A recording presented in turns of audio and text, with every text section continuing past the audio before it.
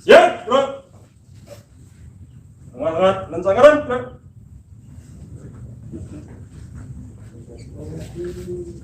Gerak, gerak.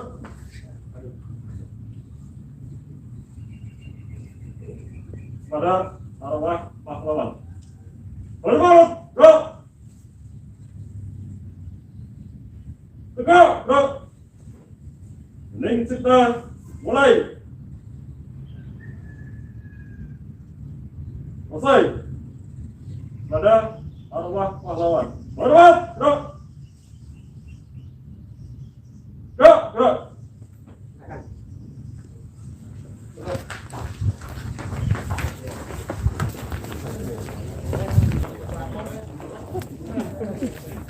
Yang paling unik ini.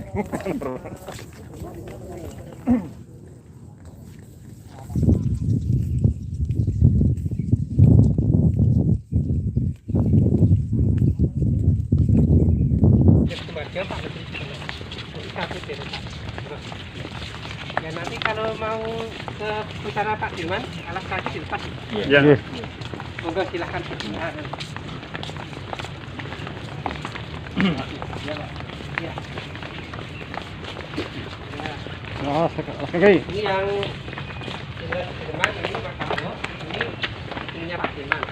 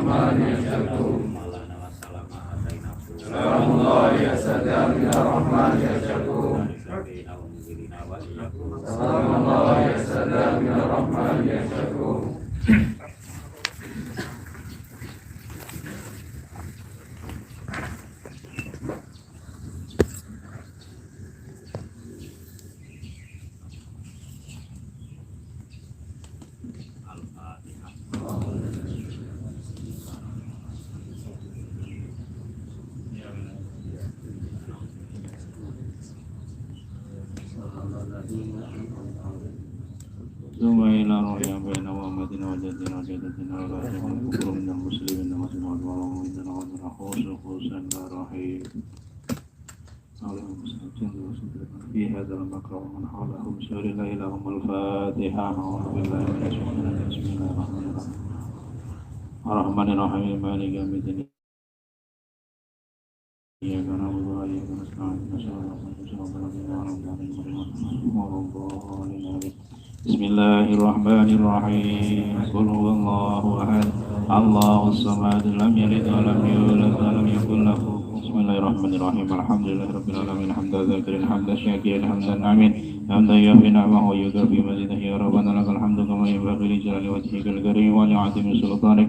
سبحانك لا نحصي ثناء عليك أنت كما صنعت لنا. نصف لك الحمد حتى ترضى. لك الحمد إذا رضيت ولك الحمد بعد رضا.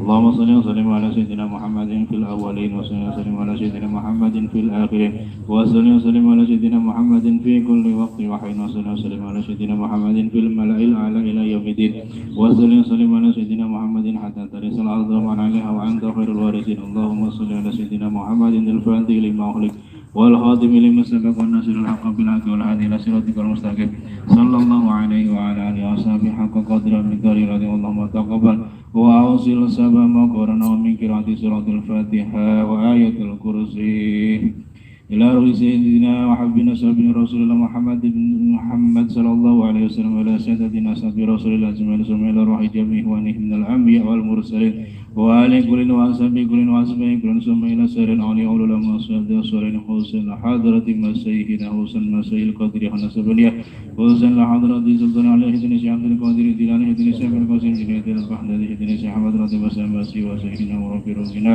ومرشدنا سيدنا عبد الله رضي الله عنه وصلي وبرم والسير سلاتي والواحدين إلى يوم الدين ثم إلى رأي أبينا وأمتنا وجدنا وجدتنا وإلى جميع القبور من المسلمين والصلاة والمؤمنين والناس وحسن لروحي المرحوم على القبر في هذا المقرات جندل سليمان خاص اللهم اجعله إجابا له من النار ونجاة له من النار وسترا له من النار وفقك له من النار اللهم اغفر لهم وارحمهم وعافهم واغفر واغفر للمؤمنين والمؤمنات والمسلمين والمسلمات اللهم أنزل الرحمة والبركة والشفاعة على القبور من المسلمين والمسلمات والمؤمنين والمؤمنات ارفع لهم الدرجات وكفر عنهم السيئات وضاعف لهم الحسنات يا أيتها النفس المطمئنة ارجعي إلى ربك راضية مرضية فادخلي في عبادي وادخلي جنتي ربنا تقبل منا إنك أنت السميع العليم وتب علينا إنك أنت التواب الرحيم ربنا آتنا في الدنيا حسنة وفي الآخرة حسنة وقنا عذاب النار صلى الله على سيدنا محمد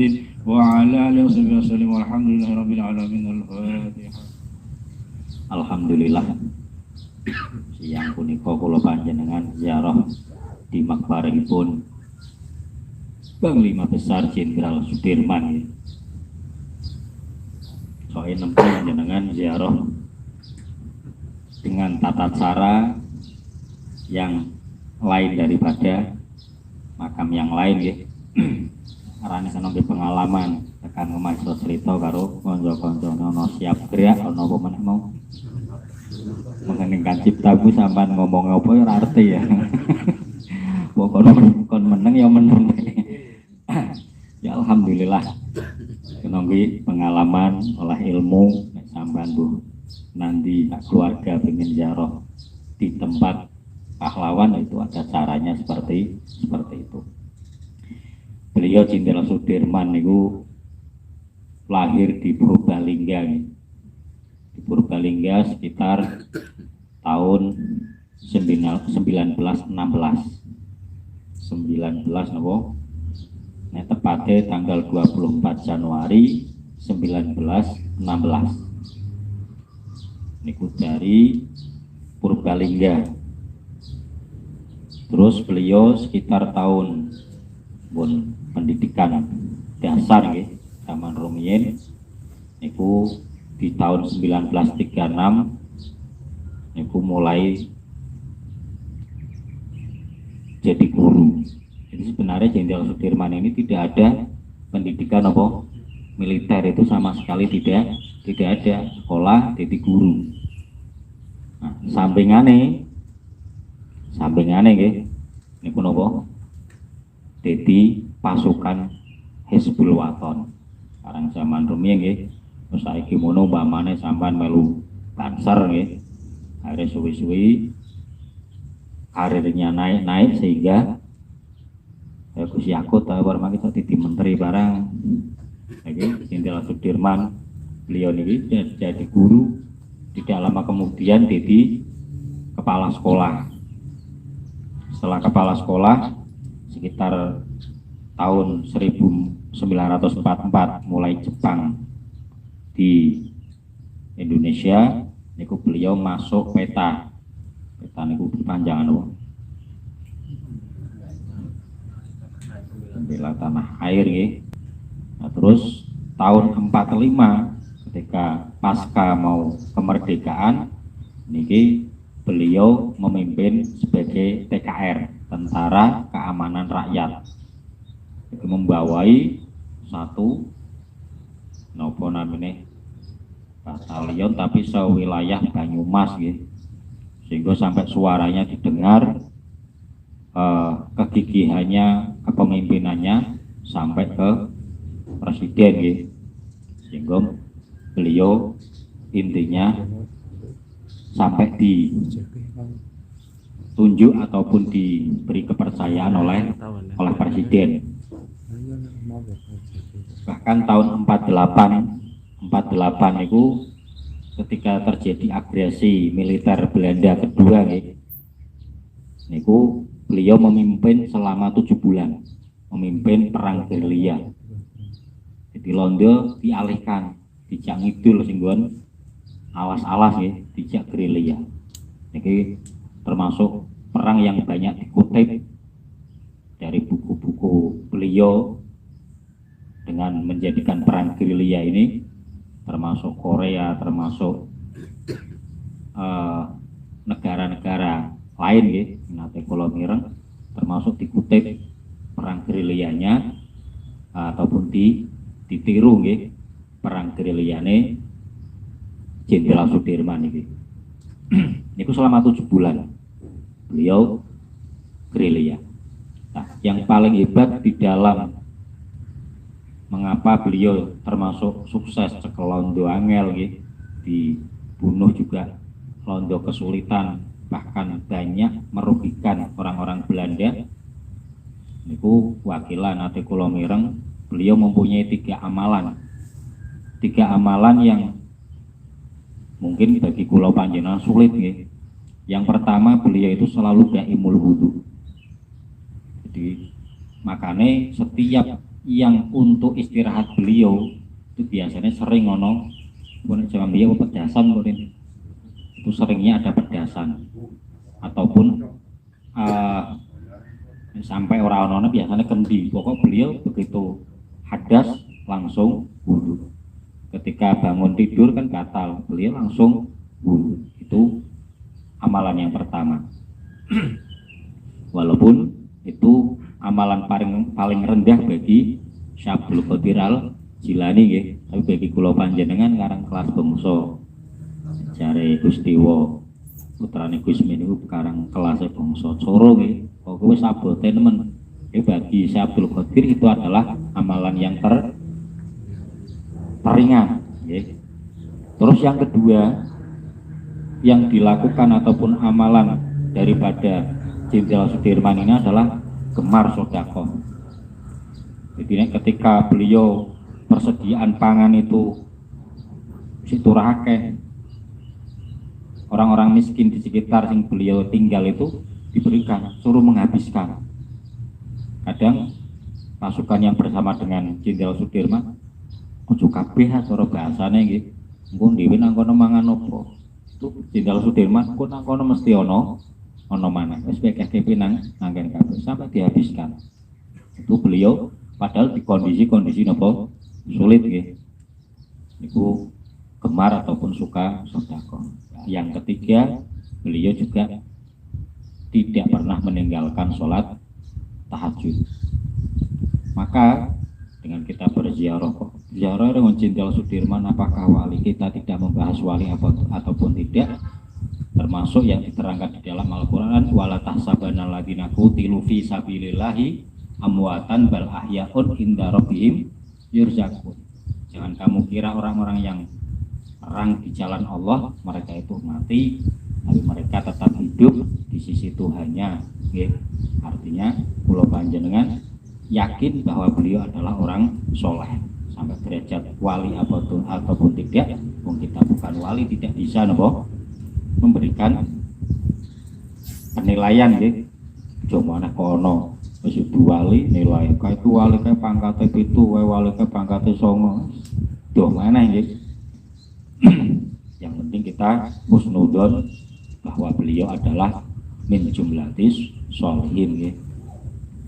Karena apa? Semua waktunya, pikirannya, tenaganya, bahkan nyawanya untuk membela tanah air ini, sehingga yahmena aku sampean bisa ibadah dengan tenang, bisa belajar dengan tenang, itu karena jasa-jasa daripada beliau. Yang terakhir pada meninggalnya beliau itu tahun piro tulisan kono Desember tahun 50. Itu dalam kondisi tahun 1949. Ini beliau wis sakitnya tambah parah karena divonis bahwa beliau terkena TBC sing akut, sehingga paru-paru yang sebelah kanan apa yang kiri sempat dikempeskan karena wis terjadi infeksi yang luar biasa. Itu dalam kondisi seperti itu. Bahkan terjadi agresi militer Belanda itu kalau tidak salah pernah ibu kotanya pindah nang Jogja sampai berapa darurat gitu. Itu kondisi Pak Dirman itu sudah sakit gitu. Akhirnya diangkat kalau Presiden Soekarno diangkat sebagai Panglima Besar Jenderal Sudirman, dan Panglima Besar itu hanya beliau yang menyandang. Itu sing DTK nggak habis pikir ya, tidak ada background ataupun pelajaran bagi beliau di dalam apa militer gitu, tapi sampai mendapatkan derajat seperti itu. Dan beliau kalau melihat lahir dari 1916 terus wafat ataupun sedo 1950, itu beliau dalam usia hanya 34 tahun. Itu menjadi motivasi bagi kita. Usia 34 sudah memberikan nama harum baik di nasional maupun internasional. Ya memang tidak hanya beliau, kalau kita melihat di Arab ataupun di negara lainnya juga ada, seperti Imam Sibawayh. Imam Sibawayh itu diterangkan beliau usianya hanya 30 tahun. Beliau sudah istilahnya gentarkan apa dunia dengan ilmu jurmiyahnya. Terus kalau kita sebagai pengamal sholawat badawiyah, Sayyid Ahmad Al-Badawi niku beliau menurut nang manaqibnya beliau hanya berusia 27 tahun, ya. Dan masih banyak lagi. Dengan usia seperti itu sudah mengharumkan negara bahkan dunia. Terus Sultan Fatih yang mungkin kita sedikit banyak mengetahui, penakluk Sang Konstantin, ya. Itu beliau dalam penaklukan Konstantin itu di usia kalau tidak salah 21 atau 22, karena pernah menggantikan ayahnya di usia 12 tahun. Setelah itu ada serangan yang hebat sehingga diberikan lagi ke orang tuanya ataupun ayahnya, Raja Bayazid kalau tidak salah, ngopos yang sinten Bayazid saya, yang itu 12 tahun sudah memimpin kesultanan sing wilayahnya 3 benua. Baru setelah Pak diserang bagaimana yang bapaknya. Setelah ayahnya sedo di usia belum ada 20 tahun beliau sudah memimpin kesultanan, dan di usia 22 tahun beliau sudah menaklukkan Konstantin, ya. Dan usianya juga wakilah hanya 40 apa berapa, nggak sampai 50, ya. Itu masih usia muda belia. Maka mudah-mudahan, ya, kula panjenengan, keluarga kula panjenengan, duriah kula panjenengan diparingi tiyang ingkang meskipun tidak seperti itu, ya, tapi diparingi dados duriah keluarga ingkang mahabbah datang para ulama, para aulia, datang para pejuang, sehingga kula panjenengan benjang dikumpulkan bareng karo para pejuang, para aulia di aurora mahsyar. Allahumma amin. Sikap semanten. Sekian. Maulaya sholli wa sallim daiman abada ala habibika khairi khalqiku wal habibul ladzi turja syafa'atuhu li kulli hauli minal ahwali muqtahami ya rabbi bil mustafa sidana wa fir lana ma madha ya wasi'al karami ya Allah biha ya Allah biha ya Allah bi husnil khatimah.